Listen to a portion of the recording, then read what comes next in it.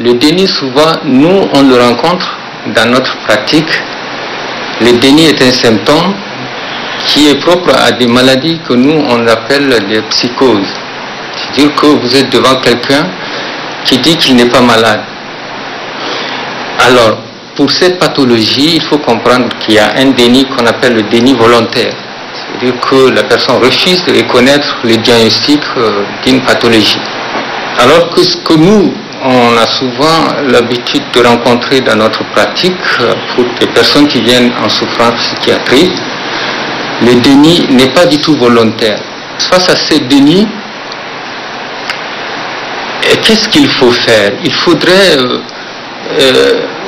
demander pourquoi est-ce que les gens sont dans le déni avant de faire quoi que ce soit. Et c'est ce que souvent on a l'habitude de pouvoir échanger avec des collègues, avec des membres de la famille.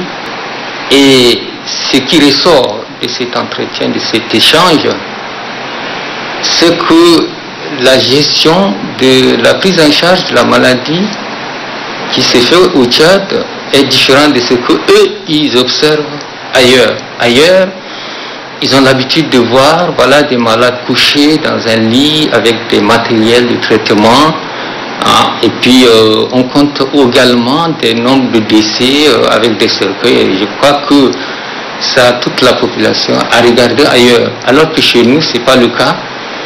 Et c'est ça qui fait que les gens disent que finalement au Tchad, est-ce qu'on a cette maladie qui sévit au Tchad? Et ce qu'il faut faire pour des personnes qui sont dans le déni, il faut informer les gens.